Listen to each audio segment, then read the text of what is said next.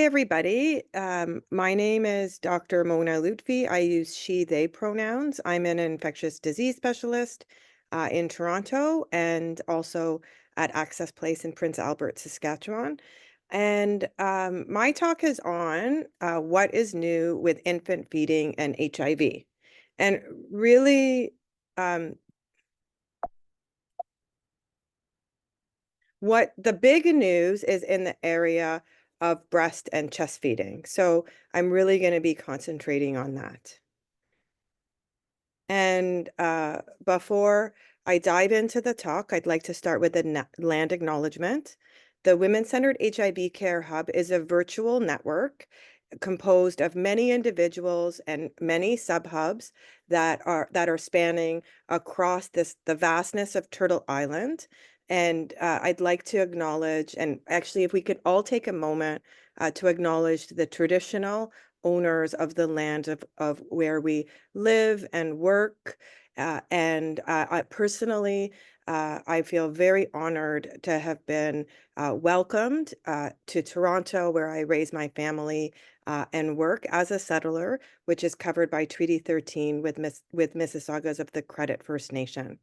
And it's really important to us at the hub to acknowledge the history of colonization and the hardship that has and the legacy that's led to, and acknowledging that truth and also contributing to reconciliation. That history of colonization is important to us to also acknowledge the painful history of slavery here in Canada that often doesn't get mentioned, and its contribution to the lingering effects of medical racism, as well as celebrate the strength and determination of Black communities who fought and continue to fight for freedom, justice, and equality. This is actually an official Women-Centered HIV Care Hub talk, and so I think most of you know what this hub is about. It is really centered around the Women-Centered HIV Care model that you can see there. Here's the structure of our hub, and um, our hub, the Women-Centered HIV Care Hub, is really dedicated to creating a feminist network of people involved in the gender, HIV, and sexually transmitted and bloodborne infection movement that are interested in actively confronting misogyny, patriarchy, and historical and ongoing colonialism. And as a network, we aim to do that through knowledge mobilization, like this talk, and other sub-hubs and groups are leading knowledge mobilization events, as well as through training, learning, mentoring, and also through curriculum development, aiming to impact healthcare outcomes and quality of healthcare delivery for women and gender diverse people affected by HIV and STBBIs. If you're already part of the hub, great. If you want to become part of the hub, email Logan, check out our website and our social media. Okay, this talk is really going to be concentrating on breast and chest feeding, which I am from here on in I'm going to refer to as breastfeeding. I'm going to go through the history, review updated guidelines and recommendations and science. I'm going to actually spend a lot of time reviewing the Canadian recommendations and then some available resources. In Canada, we don't have guidelines on this topic. I'm going to go over uh, what we call there are recommendations, but they're not guidelines. The SOGC, so the Society of Obstetrics and Gynecology of Canada, has guidelines for HIV and pregnancy, but they're a bit outdated. So technically, in Canada, we tend to use the US guidelines for HIV and pregnancy, and those are the Department of Health and Human Services guidelines that pretty much get updated every year. And regarding the topic of HIV and breastfeeding, up until 2021, and really here, this is the statement in the 2019 guidelines. And what you can see here sort of at the bottom is that breastfeeding at the time was not recommended for women in the United States who have confirmed HIV or are presumed to be living with HIV, because safer infant feeding alternatives are available.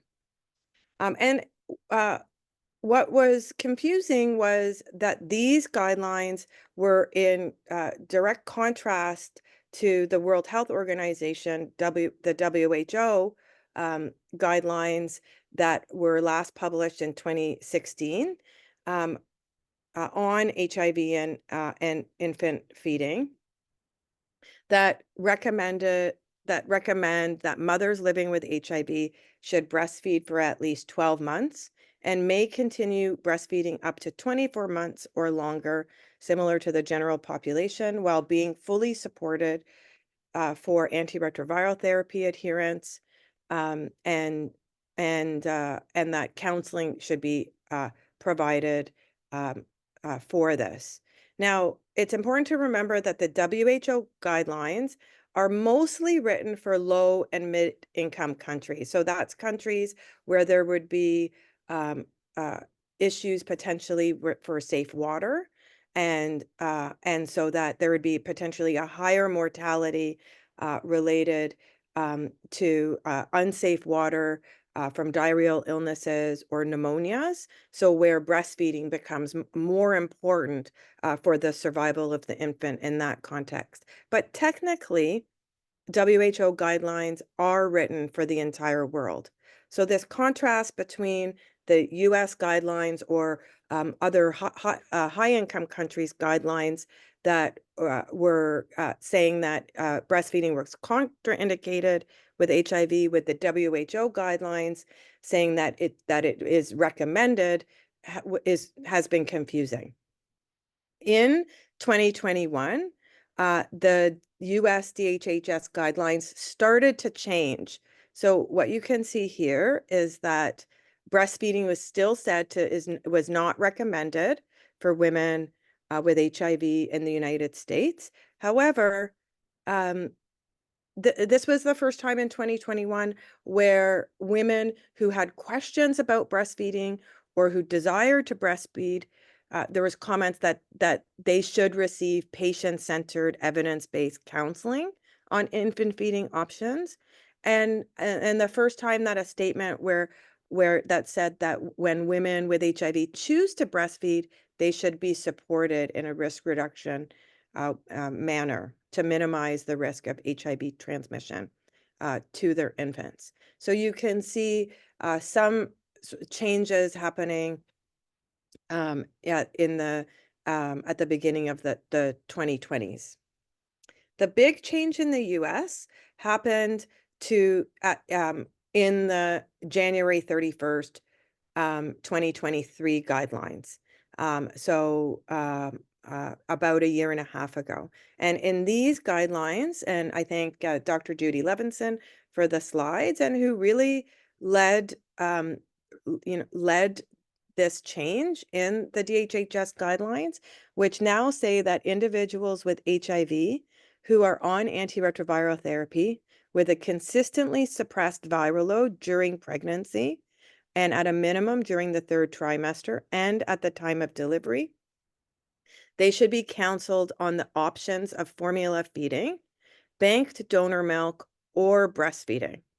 And that the counseling should include that the only infant feeding options that eliminate the risk of HIV transmission are formula or pasteurized donor human milk. I don't think that donor human milk is readily accessible in Canada. So I think that really the only infant feeding option that eliminates the risk of HIV transmission based on this counseling is formula.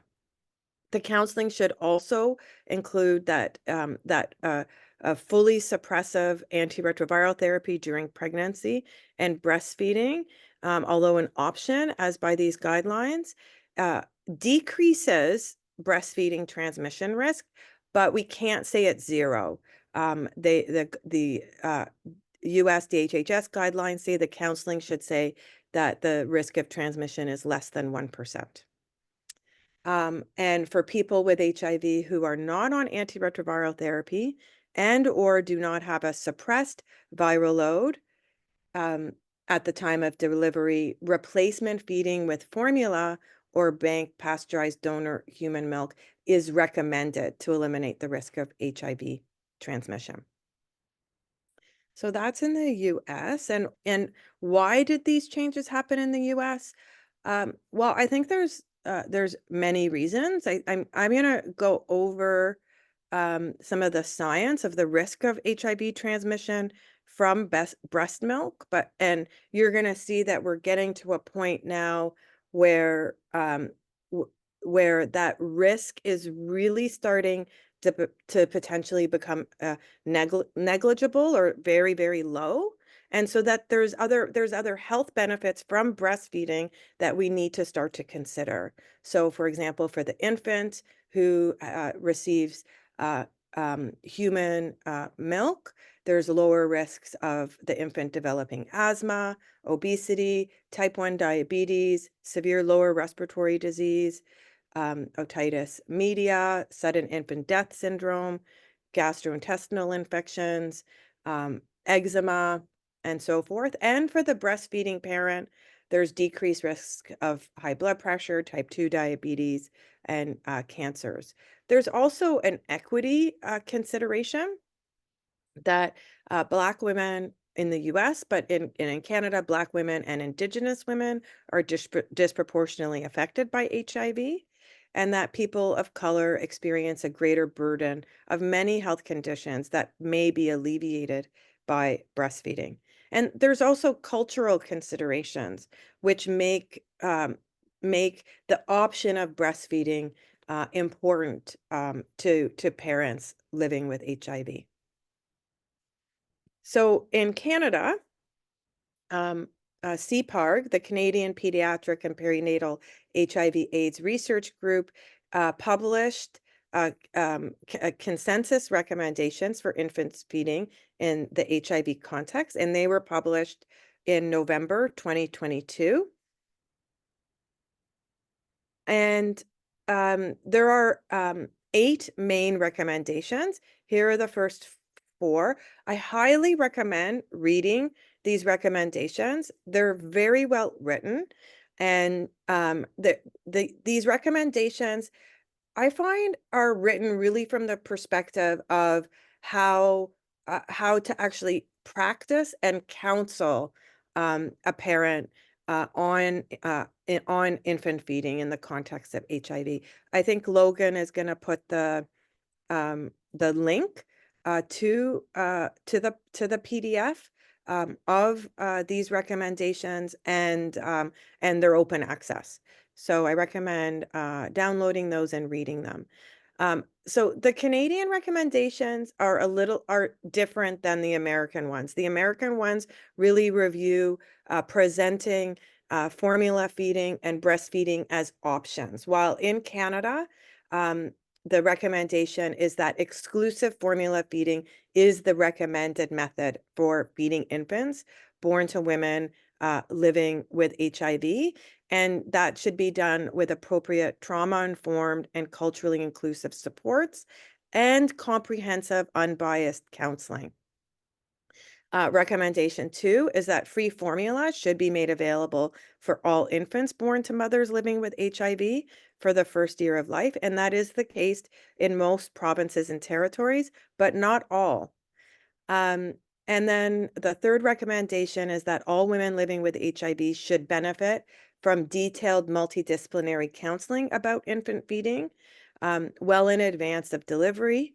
by a multidisciplinary team. So adult HIV, pediatric HIV, and prenatal care providers. And that's where I think these Canadian recommendations really have a strength, where they go through how to counseling on the different types of infant feeding, including exclusive formula feeding, which is recommended, exclusive breastfeeding, mixed feeding, counsel on the current global guidelines and the science of HIV transmission through breast milk, what the unknown long-term outcomes risks are of being exposed to maternal antiretrovirals, um, and other items.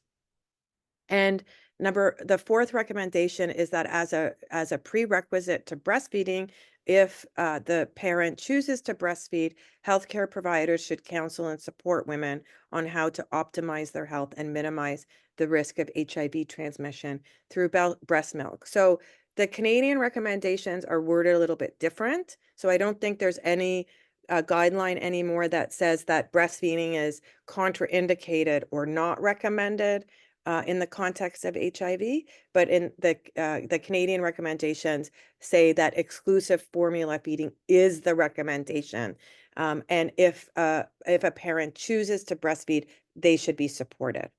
And what becomes tricky is you really have to you have to know the literature of the risk of HIV transmission through breast milk if you want to do the counseling properly. So I'm going to go through that with you. And so that science really at first came from a meta-analysis that was done for these WHO guidelines on HIV and infant feeding, and uh, uh, and up until 2018, pretty much, or actually all of the studies that looked at the risk of HIV transmission from human breast milk um, came from older studies where less effective antiretroviral therapy were used. The studies were almost exclusively done in African countries, and in an era where combination antiretroviral therapy for the parent, the mother, was not being given. The standard of care was actually infant prophylaxis, giving nevirapine alone to the infant. And out with those studies, which were not necessarily ideal, um, there the risk was actually pretty low from breast milk. At 6 months, the estimate was 1.08%. Too high than what we would accept, but given the nature of the studies, still quite impressive. And then at 12 months, it would be a 2% risk. And and viral loads were not routinely done in these studies, so there was no evidence of viral suppression. Um, why I say it's up until 2018, the most important study that has been published on this topic was published in 2018. It's called the PROMISE trial. And the PROMISE trial had multiple phases. It had a pregnancy phase where mothers with HIV and who were pregnant were randomized to receive uh, triple maternal antiretroviral therapy in pregnancy, or the infant would receive uh, nevirapine at delivery. And so that was the pregnancy phase. And that's not what this study and that I'm going to present is about. This is the PROMISE postpartum study. So for this study, the PROMISE postpartum study, what they did is they enrolled 2,392 mother-infant pairs within 6 to 14 days after delivery. And so postpartum, and they all breastfed. And they randomized them. So half of them, 1,220, got maternal ART. So either AZT and 3TC with lopinavir ritonavir, so Combivir with Kaletra, or TDF FTC, so Truvada with Kaletra, versus the other half, the infant got nevirapine, which was the sort of the standard of care at the time. And the outcome is what we're interested in, which was transmission of HIV from breastfeeding. And this study was really important because they did have very strict and very good HIV maternal plasma viral load testing at 1 month, 3 months, and every 3 months, and infant HIV testing. And overall, so in both arms, and actually the risk of HIV transmission from breastfeeding in both arms was similar. So whether you gave the maternal antiretroviral therapy or infant ARVs were similar. And so combined at 6 months, the risk was 0.3%, and at 12 months, 0.7%. And that's where the counseling from the DHHS comes from. It's from these numbers to report less than 1%. However, in a subsequent uh, closer look and sub-analysis, if you look at the women who only got maternal antiretroviral therapy, so triple therapy, there were 2 infants who did acquire HIV, where despite having a maternal plasma viral load being non-detected, so less than 40. So if you consider those 2 out of the 1,220, that would be a risk of 0.16%. But let's and why we can't say that the risk of HIV transmission from breastfeeding is 0. But let's look at those 2 cases a little bit more closely. So here are the 2 cases. So the first case is a woman who was actually enrolled in the PROMISE pregnancy trial. So, and she was supposed to be on maternal ART in pregnancy. And the bottom line, which is hatched, you can see she was non-adherent in that study, and her viral load was not undetectable at the time of being enrolled in the postpartum study when it should have been. And then at the top, after you can see that at 14 weeks, the baby tested positive. And so therefore, the feeling is for this case that the mother was not adherent, was not unsuppressed at the time of the start of this postpartum period, and or in pregnancy, and that the transmission happened in utero. The case that is a little bit more concerning to me, but that the broader a global community still questions is the second case, which is a woman who was not in the pregnancy trial. So she was enrolled only in this postpartum phase. So she wasn't on antiretroviral therapy when she was enrolled in the study. So you can see that her viral load was about 4 logs. So that's like about, let's say it looks like about 30,000 at the time of being enrolled. And she was started on antiretroviral therapy. And her viral load suppressed, so you can see at about 14 weeks suppressed. And then you can see the circles at the top, the baby tested negative. And then at about 40 weeks, the baby tested positive.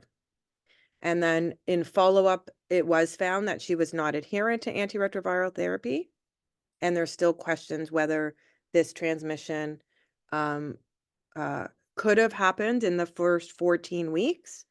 And was delayed in terms of testing positive, but I still think that this case is concerning, and is the case of why we can't say that the risk of transmission from breastfeeding is 0. Since then, so since the PROMISE study in 2018, what we've seen happen in the literature is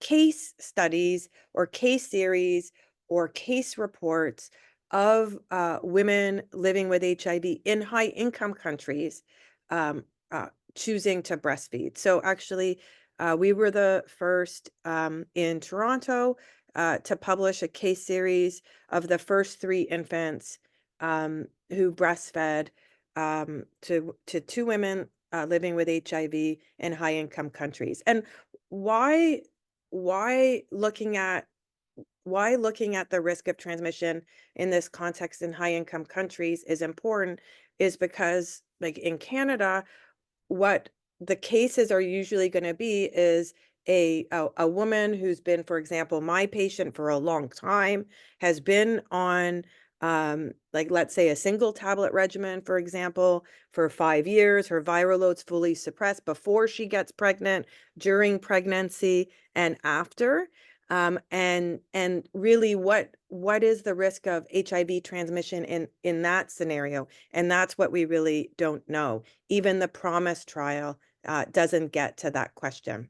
So in these, one of the women had twins, and in the 3 cases, none of the babies were positive.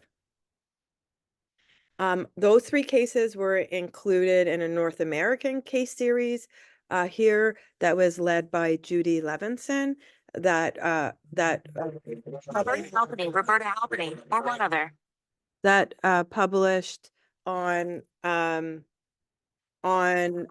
72 case reports of women in the US and in Canada with HIV who breastfed. 28 of the cases were from Canada, 20 from Toronto, and 8 from Montreal, and none of the babies tested positive. What I've tried to do here is put together a table of all of these case reports, case series. So you can see ours is the top one with the 3 cases. I put it in gray there because I'm trying to do like a little bit of a calculation of how many women with HIV have been reported in high-income countries. Belgium reported 2 in 2020. And then Germany reported 42 in 2021, but didn't report the infant HIV results, so they're grayed out. USIP in the US reported 10 apparent infant pairs in 2022. Germany published on 30 cases in 2022. And I think actually this one is important, and just to expand on a little bit, that in that German case series, 25 of the parents had optimal conditions for breastfeeding. So that means on antiretroviral therapy, thorough follow-up, and viral suppression, but 5 did not. So it's not that those optimal conditions are going to always happen.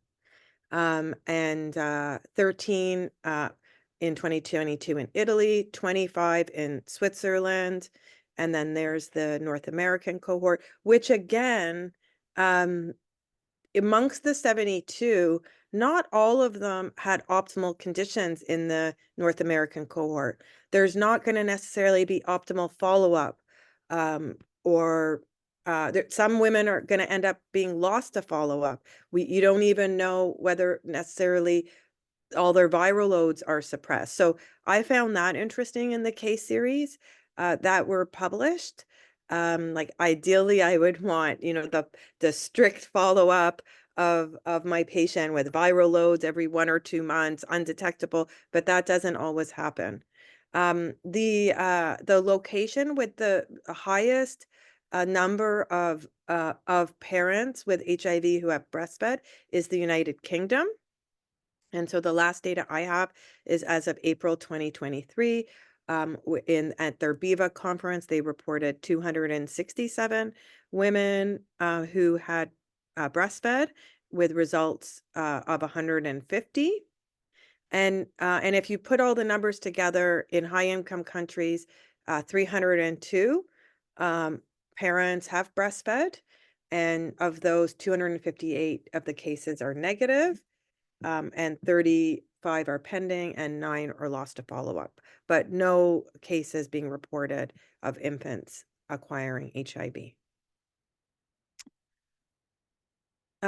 In May 2024, the American Pediatric Association put out a statement that breastfeeding with HIV is no longer contraindicated, and uh, wrote uh, wrote a piece about that, so you can check that out. And also at the international level, there is a international group that has formed over the last couple of years called Informed Plus. It's the International Feeding Choices Forum for people living with HIV. Um, Logan and I are a part of this group, and we have a website now. So in our ICW, the International Community of Women Living with HIV, is hosting the website. So check it out. And the purpose of Inform Plus is really to foster collaboration, knowledge exchange, and research initiatives among forum members from different countries.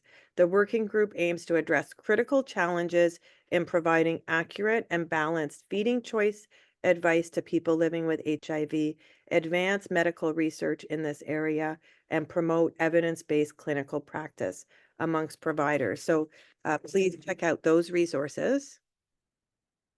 Okay, let's get back to the Canadian recommendations. So in the Canadian recommendations, exclusive formula feeding is what the recommendation is. But if a person with HIV chooses to breastfeed, um, that's when this fifth recommendation comes in. They need to meet criteria. So they have to be adherent to treatment, agree to monthly maternal monitoring of viral load testing, and follow-up is recommended until the cessation of breastfeeding to ensure ongoing support. So counseling and supporting for adherence to antiretroviral therapy and virologic suppression, maintaining optimal breast health. And they also comment that the duration of breastfeeding is best to be minimized, and also discuss how a person would wean. So a wean from breastfeeding. We used to recommend uh, complete switch from breastfeeding to formula right away, but that couldn't, the Canadian recommendations indicate that that can be done over preferably less than a 2-week period. For infants being breastfed, um, that's done by my colleagues, pediatric infectious diseases, and they recommend a comprehensive management strategy where they give antiretroviral prophylaxis to the infant, um, and and that uh,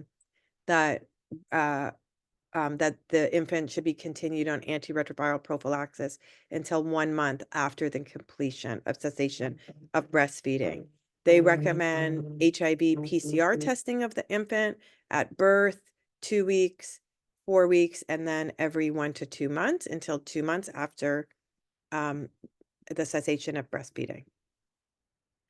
So Canada is a little bit different than other countries in terms of the recommended antiretroviral regimen for the infant. Canada recommends triple therapy of zidovudine, which is AZT, lamivudine, 3-TC, and nevirapine, that you can see there with a potential step down.